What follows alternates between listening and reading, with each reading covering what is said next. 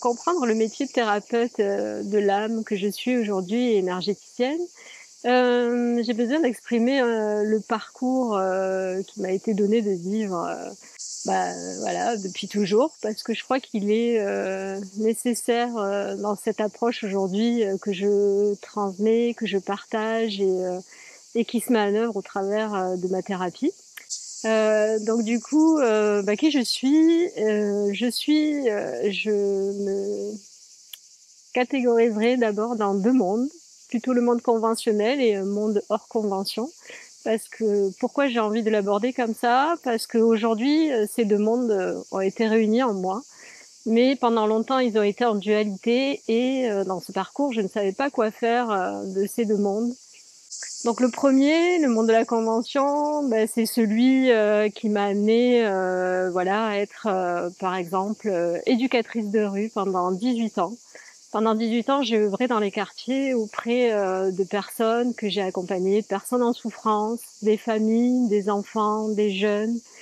Où dans ce cadre-là, j'ai fait un bout de chemin avec ces personnes et pour moi, ça a été, j'ai eu la chance de faire pendant toutes ces années-là, le plus beau métier, du monde. Voilà, pourquoi? Parce que, à la fois, j'étais là sur un chemin éphémère de personnes, dans leur intimité, dans leur confiance, pour, voilà, pouvoir, à un moment donné de leur vie complexe, leur donner des outils, de la ressource, de la force, pour qu'ils puissent ensuite voler de leurs propres ailes. Et en même temps, dans ce chemin où je transmettais, partageais, porter les autres, eux aussi, m'apportaient énormément, notamment, le fait, l'humilité, la simplicité, la sensibilité et puis, un regard sur le matériel qui est devenu pour moi petit à petit, futile et pas nécessaire bien sûr dans une vie puisque au quotidien je côtoyais quand même des gens en grande difficulté, qui n'avaient pas grand-chose. Mais justement dans ce pas grand-chose, ils trouvaient l'essentiel et ils faisaient quand même avec dans leur vie et voilà. Donc du coup, j'ai beaucoup aussi appris de ces personnes-là, ils m'ont beaucoup enseigné et dans ce parcours, je les remercie du fond du cœur et je suis pleine de gratitude pour toutes ces personnes que j'ai croisées. Et dans ce chemin-là aussi, dans cette convention, où il faut avoir un métier et où j'ai eu la chance quand même de faire celui que j'aimais, j'ai aussi tracé mon chemin et dans ce chemin-là, j'ai éprouvé le besoin encore de partager, donc ce que j'étais en tant éducatrice de rue, tout ce que j'avais appris. Du coup, j'ai, ressenti le besoin de reprendre des études à l'âge de plus de 40 ans. Voilà, ma fille avait alors 2 ans. Non, du coup, j'avais 37 et j'ai fait un master pro, voilà, en développement social et en ressources humaines.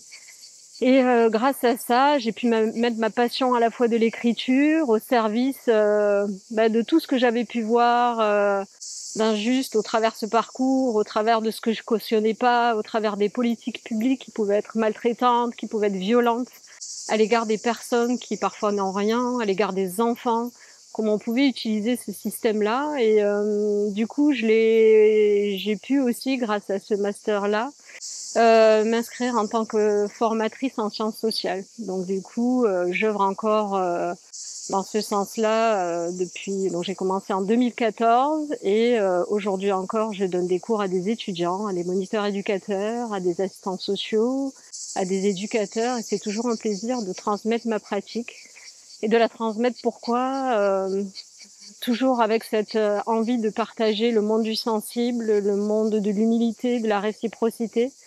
Parce que trop souvent dans mon métier, j'ai été confrontée, parfois malgré eux, hein, mais dans des politiques publiques ou des professionnels qui voulaient dominer l'autre, qui étaient en surplomb, qui étaient dans une position de pouvoir.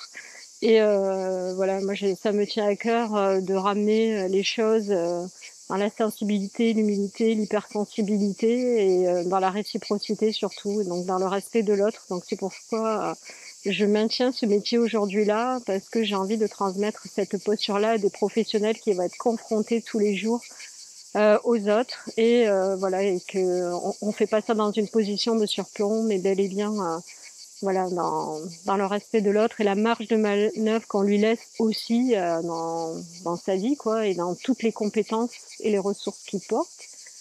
Donc voilà, mon parcours, donc c'est aussi ça, du coup, éducatrice de rue, formatrice en sciences sociales. Et puis il y a 5 ans, eh ben, j'étais très fatiguée de tout ça, fatiguée beaucoup d'aider les autres. Il faut bien le dire parce qu'en fait, quand on aide les autres, on s'oublie soi.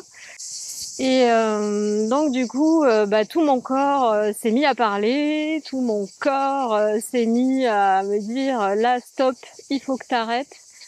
Donc du coup, et puis parce que voilà, les politiques, j'en pouvais plus de cautionner du racisme, j'en pouvais plus de cautionner on se serve des habitants pour avoir des subventions dans les quartiers. Et tout ça, c'était à l'encontre de mes valeurs. Et ce que j'ai appris donc du coup de ce métier-là, c'est que plus tu vas à l'encontre de tes valeurs, plus tu ne te respectes pas toi-même à rester centré sur ce que tu veux transmettre, et plus tu mets mal à l'aise tout ton être. Et donc du coup, il y a 5 ans, j'ai tout arrêté. J'ai tout arrêté et grâce à quoi, en fait, ce qui est venu sur mon chemin et que aujourd'hui, j'ai vraiment envie de transmettre ça parce que pour moi, c'est essentiel et c'est devenu un axe fort de ma vie. Enfin, du coup, c'est la méditation. Alors, à l'âge de 30 ans, quand même, j'avais commencé à faire un bout de chemin. Je commençais à me titiller. J'avais commencé à mettre en place des livres, des lectures qui m'ont beaucoup attirée en ce sens. Et donc du coup en 2018, je suis encore dans le foyer familial avec le père de ma fille, avec ma fille. J'ai pas encore pris la décision d'arrêter mon travail, mais ça commence en fait à cheminer un petit peu dans ma tête. Et donc 2018, je dis à mon compagnon alors, écoute, viens, ça te dit, on va apprendre à méditer. Moi, je sens que j'en ai besoin dans ma vie de tous les jours. Lui, à l'époque, il faisait du billard indien et du coup, ça lui permettait d'avoir de la maîtrise de lui. Donc, j'ai réussi à le convaincre et on est partis comme ça, tous les deux, découvrir la méditation shamatha à Chanteloube auprès d'un maître qui s'appelle Jigme Khyentse Rinpoche. Je sais pas si je le dis bien, mais bon, voilà. Et donc, on a fait une retraite de 5 jours où on a appris 6 heures par jour à méditer, à se recentrer, à connecter. C'était du non-stop et véritablement, j'avais pas conscience encore que ça avait mis en route vers moi un chemin énorme. Mais je crois que là, j'avais semé les graines de quelque chose de plus grand que moi qui allait émerger. Donc, qu'est-ce qui s'est passé alors en 2019? Du coup, je commençais à méditer assez régulièrement dès que je le pouvais, entre ma vie de famille, ma vie de maman, ma vie de formatrice, ma vie d'éducatrice, ma vie de femme. Donc, je pensais un peu, j'arrivais à trouver un peu de temps pour moi. Et donc du coup, quand je méditais, j'étais vraiment bien et je sentais que je lâchais, que je me connectais avec quelque chose qui faisait un. Et c'est comme ça que petit à petit, la notion d'unité et de quelque chose d'un amour plus grand a commencé à naître en moi. Et donc du coup, c'est là où j'ai pris véritablement la décision d'arrêter mon travail et véritablement avec l'envie de méditer matin et soir et de m'y connecter. Et ça m'appelait, et je le sentais au fond. Donc du coup, j'ai fait une rupture conventionnelle en 2019 et j'ai arrêté mon travail et j'ai commencé à prendre soin de moi et à me connecter véritablement à ça. J'ai fait une deuxième retraite. J'ai suivi à nouveau une semaine les enseignements du maître qui m'avait enseigné la méditation. Et à la fin de la semaine, j'ai pris refuge, ce qu'on appelle, j'ai pris refuge, ça parlera à qui ça doit parler. Et je vous dis ça pourquoi? Parce qu'à la fin, le maître termine par cette phrase et il dit « Bon, maintenant, je ne suis plus responsable de ce qui va se passer dans vos vies. Et quoi qu'il arrive, ne venez pas m'appeler, ça sera que de votre propre ressource parce que vous venez de faire un choix dans votre vie et ça risque de tout chambouler. » Quand il dit ça, je me dis qu'est-ce qu'il dit lui là? C'est pas possible, ça peut pas chambouler. Bon, c'est encore, il raconte n'importe quoi, c'est pas possible. Et puis finalement, j'ai compris depuis 5 ans tout ce qu'il voulait dire, c'est-à-dire que en fait, plus je me connectais à la méditation et plus je vivais des choses à la fois extraordinaires et à la fois déstabilisantes dans ma vie parce que depuis j'ai perdu tous mes repères, j'ai laissé mon travail que je connaissais. J'ai laissé mon foyer familial que je connaissais. Du coup, j'ai quitté le père de ma fille. C'est pas un chemin facile, mais je l'ai fait. Ce qui est énorme dans ce chemin, c'est que ma fille, qui est, je pense, déjà très connectée, mais bon, ça, c'est encore un autre sujet. Mais voilà, a compris et m'a encouragée en ce sens-là. Et vraiment, j'ai jamais culpabilisé d'avoir fait ce chemin-là grâce à elle, à son énergie. Et cette phrase qu'elle m'a dite, c'est « mais l'essentiel, maman, c'est que tu sois heureuse ». Donc du coup, normalement, c'est nous qu'on dit ça à nos enfants. Mais là, c'est elle qui m'a poussée avec sa belle énergie.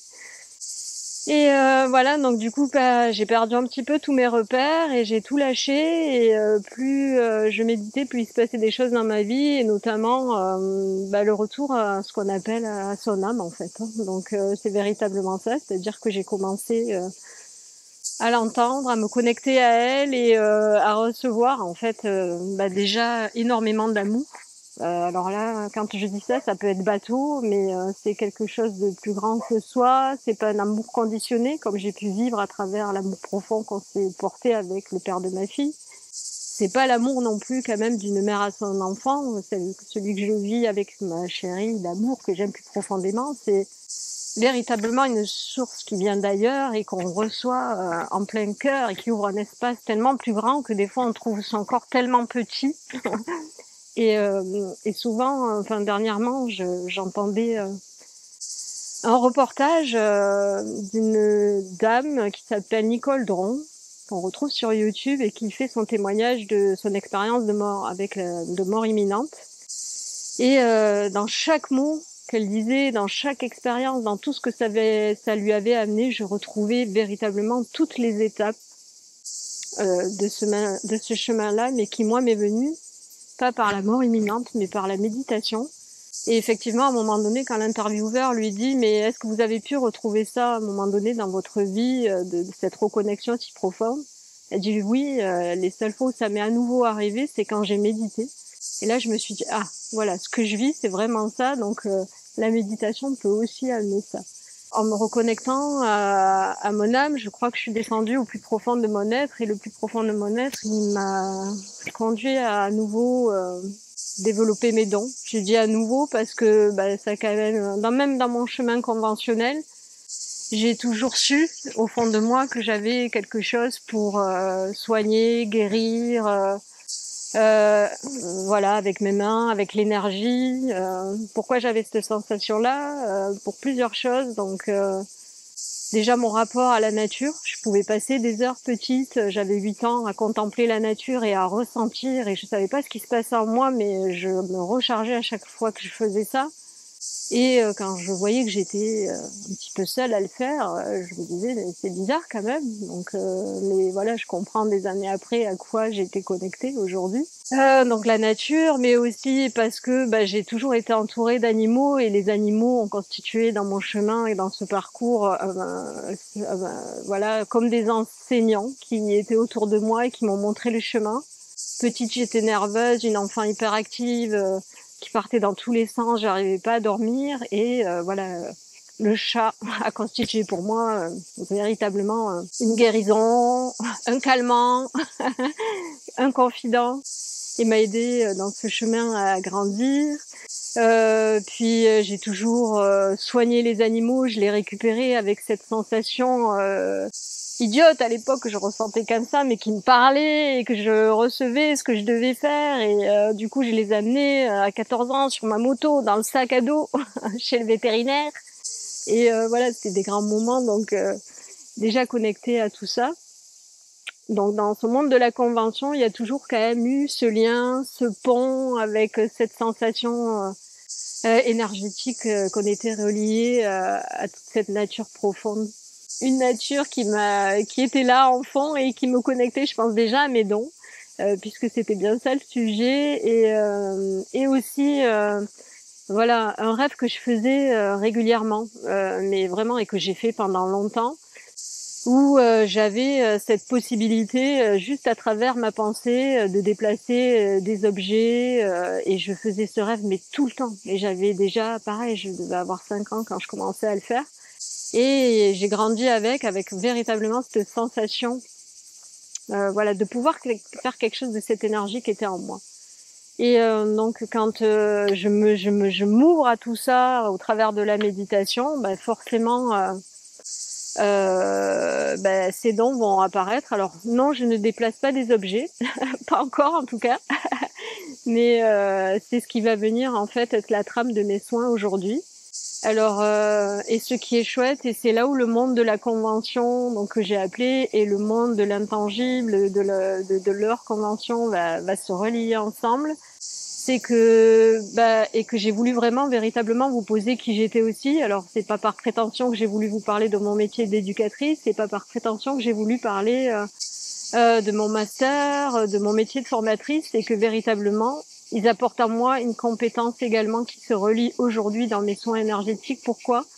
Parce qu'en fait j'ai pris conscience que le verbe, la parole, c'était ce que j'avais mis en œuvre pendant 20 ans dans les quartiers, et que cette parole, ce verbe, il a toujours porté beaucoup d'amour, de l'authenticité. Enfin, j'ai jamais joué avec les gens. J'ai toujours été moi-même. Je suis restée véritablement ancrée à la petite fille que j'étais, à ce que je suis intérieurement.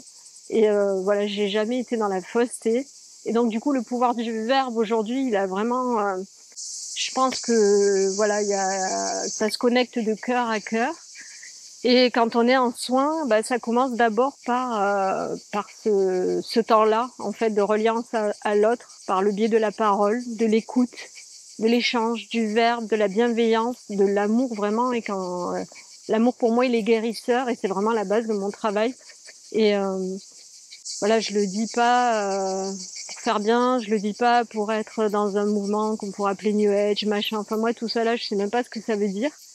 Je sais juste que voilà, l'âme, A-M-E apostrophe O-U-R, l'amour, m'habite véritablement en moi, et c'est ce que je donne à travers ce temps d'échange. Donc au-delà de ce temps d'échange ensuite, comme j'ai compris dans ce chemin méditatif que je ne suis qu'un être d'énergie, du coup, ce que j'ai été amenée à comprendre en fait, c'est que quand on n'est que des êtres d'énergie, du coup, on peut se connecter à tout ce qui existe autour de nous, et notamment, donc je l'ai dit, la nature qui représente une haute fréquence, mais aussi l'amour qui descend d'ailleurs et que je capte et que je connecte, qui est pour moi, j'appellerais ça la conscience universelle, la source universelle. Et quand j'arrive à connecter tout ça, il y a plein de magnétisme, d'énergie qui se dégage de moi, et à travers ça, je suis connectée à un champ de conscience qui me transmet des informations, des indications, des possibilités.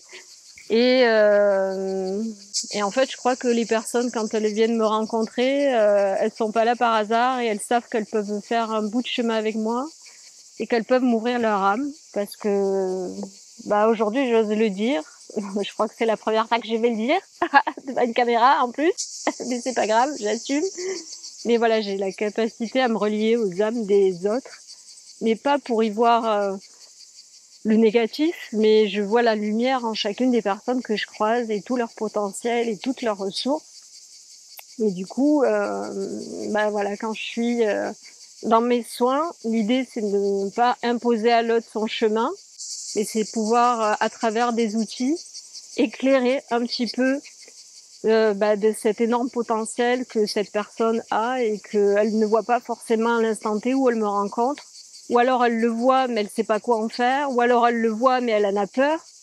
Et du coup, voilà, dans cet échange, dans ce temps de soins énergétiques, on va aller se relier à l'âme de la personne, pour que véritablement ensuite l'être qui est en face de moi puisse œuvrer de ses propres ailes, parce que je crois qu'on a véritablement en soi, chacun de nous, notre propre médecin. Donc j'appelle ça le médecin de l'âme. On est chacun médecin de notre âme, et que si on sait entendre cette petite voix intérieure, si on sait entendre notre corps, si on sait entendre notre esprit, si on se connecte à tout ça, on peut véritablement s'apporter une auto-guérison.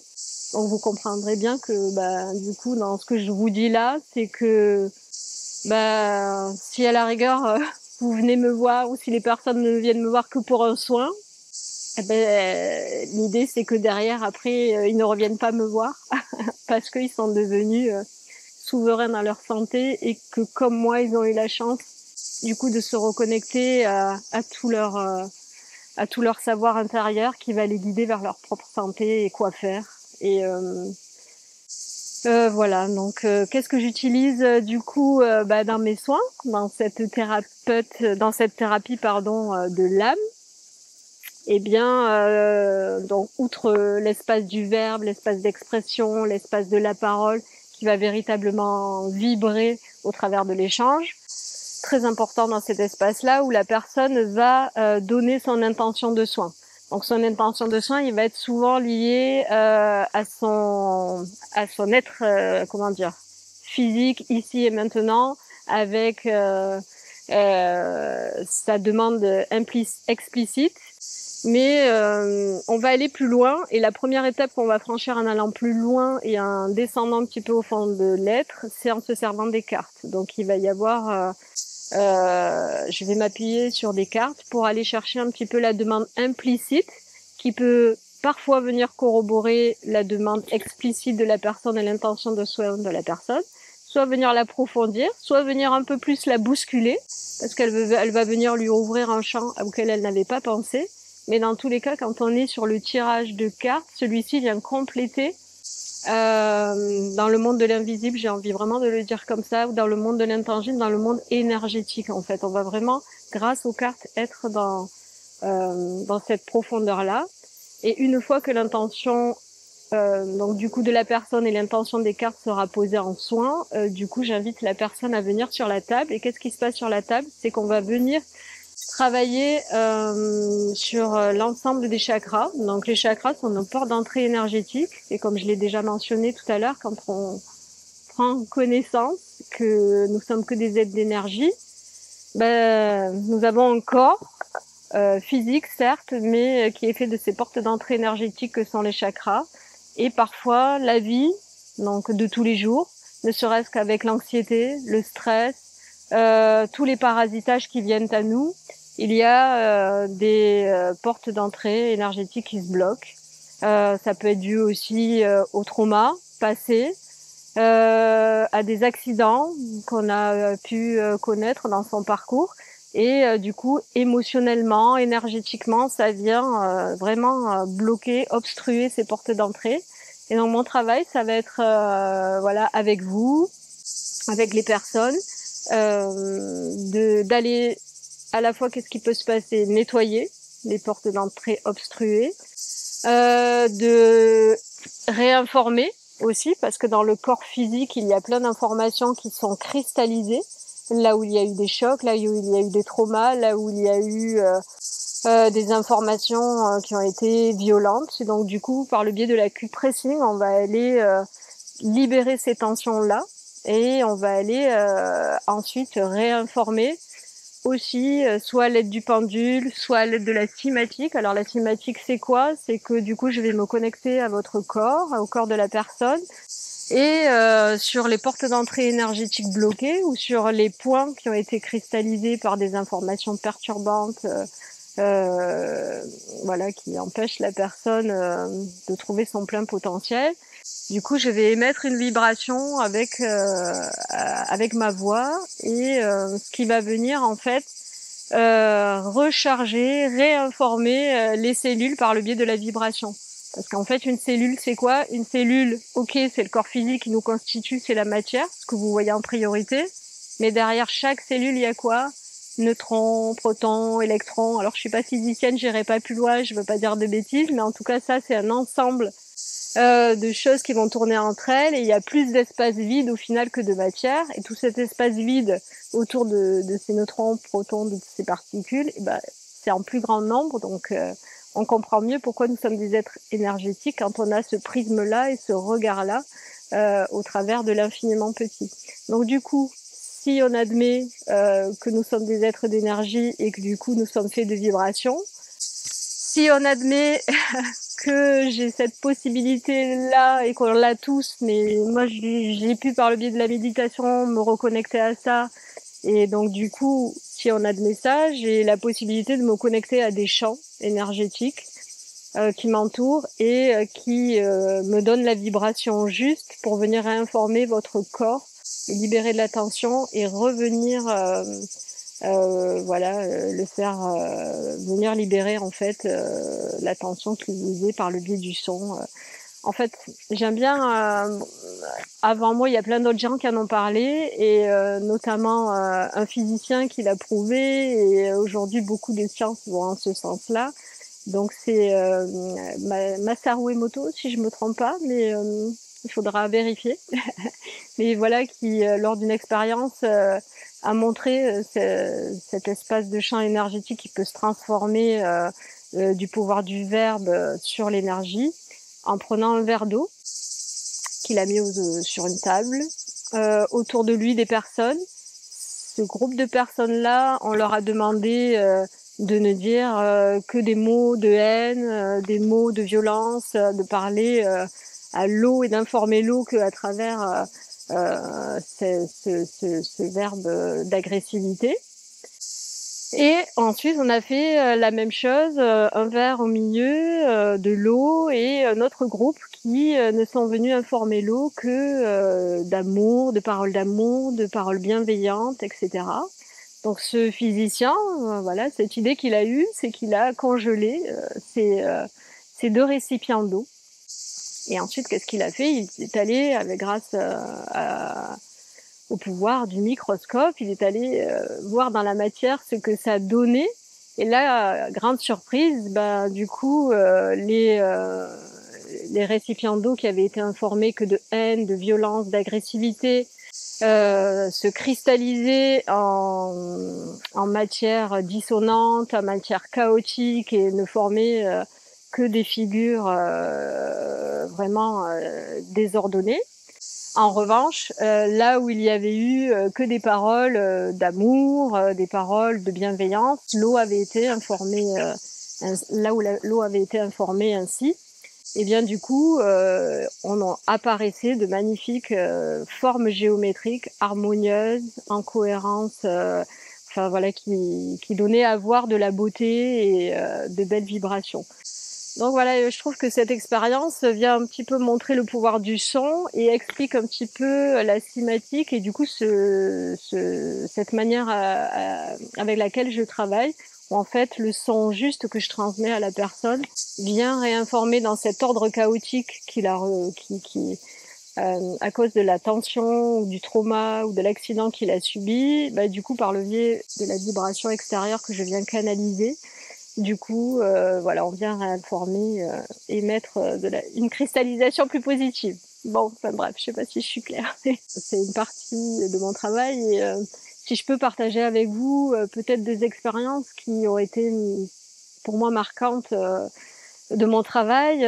Une récente, un homme d'une trentaine d'années m'appelle et me dit voilà, j'ai été greffée au niveau du cœur il y a 5 ans. Et là, ça va pas trop, j'arrive pas à dormir, c'est difficile pour moi, j'y arrive plus, enfin, je saurais pas comment exprimer ce qui se passe, mais voilà, j'aimerais, j'ai entendu parler de vous, du coup, est-ce que vous pensez qu'on pourrait faire un soin? Bon, je sais pas trop, j'ai jamais fait de soin énergétique, mais voilà, je me dis que ça peut, au travers de ce que j'ai entendu, m'aider. Donc du coup, je vais à domicile, je me rends chez la personne et du coup, aux premiers échanges justement du verbe, je peux sentir deux choses en lui. Du coup, son âme et puis celle de la personne qui est greffée en fait. Et donc là, vu qu'aujourd'hui j'assume cette part-là en moi, je lui en fais part. Et là, un grand gaillard qui fait quasiment 2 mètres et qui a plein de muscles et qui s'effondre et qui me dit « Mais oui, c'est ça ». Et là, je comprends qu'en fait, il vit depuis 5 ans quelque chose en lui, dans cette dualité où il ressent véritablement l'âme de l'autre, mais il n'arrive pas forcément à le dire à des gens, parce que dire à l'autre « Mais en fait, j'ai été greffée, mais je sens qu'il y a une partie de moi qui n'est pas moi », voilà, quand on n'admet pas forcément tout cet autre monde et ou l'accès, à ce monde intangible de l'âme, et cetera, bah, du coup, c'est difficile. Donc juste le fait, déjà, d'avoir, cette compréhension et de lui avoir dit: «Mais oui, je ressens ce que tu ressens et j'entends ce que tu vis». Donc du coup, ça a été une première étape dans ce soin et dans la 2e étape, du coup, ça a été incroyable pour moi. C'est-à-dire que quand la personne, s'allonge sur la table de soins, alors que je suis normalement qu'avec une seule âme, celle qui est assise, eh bien en fait là j'ai dû travailler une quinzaine de minutes sur l'autre âme qui était présente. Donc j'ai pu voir l'accident, le trauma de cette personne-là, qui était consentante bien sûr pour donner son cœur, mais qui ne savait pas quand est-ce que ça allait lui arriver. Et donc du coup le choc de l'accident arrivant, elle se retrouve, elle sait plus où elle est, elle se retrouve dans un corps et elle ne sait plus ce qui lui arrive. Du coup tout le temps a été de l'accompagner elle et de pouvoir la guider à partir et de lui expliquer où elle était, ce qu'elle faisait et pourquoi, et etc.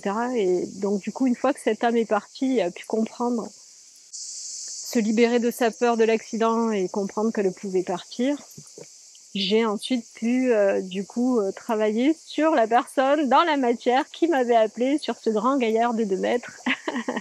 Et voilà, et là on a pu véritablement lever des voiles, aller au cœur de lui-même, ce qu'il n'arrivait pas à faire, bien sûr parasité par tout, vous imaginez bien, tout ce qui se passait en lui par rapport à la présence de cet autre. Déjà c'est dur de se trouver soi-même quand on est seul, donc vous imaginez bien que quand on est plusieurs, c'est un peu plus compliqué. Donc voilà, enfin en tout cas c'était la partie que je voulais dire. Et en tout cas voilà, ce qui est important aujourd'hui dans les gens que je rencontre aussi véritablement, c'est, et que j'ai retrouvé avec ce monsieur-là, c'est oui, vous êtes fait d'une âme qui vous parle, et oui, vous l'entendez, et dire ça aux personnes qui sentent qu'elles ont ça au fond, mais qui ne savent pas quoi en faire, mais rien que ça vient les rassurer et ça vient leur permettre d'ouvrir un chemin bien plus grand. Et rien que ça permet de se dire on n'est pas fou, tout ce qu'on entend, tout ce qu'on vit,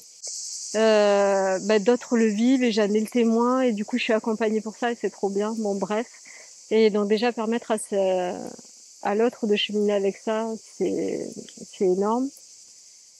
Et ensuite, un autre accompagnement qui reste pour moi un accompagnement que j'ai pu, enfin une situation, donc une jeune femme qui vient, qui est ancrée dans sa vie depuis 25 ans et qui a développé depuis 2 ans une maladie auto-immune, qui tend vers un diabète, qui en plus a des répercussions sur son corps, sur son cœur.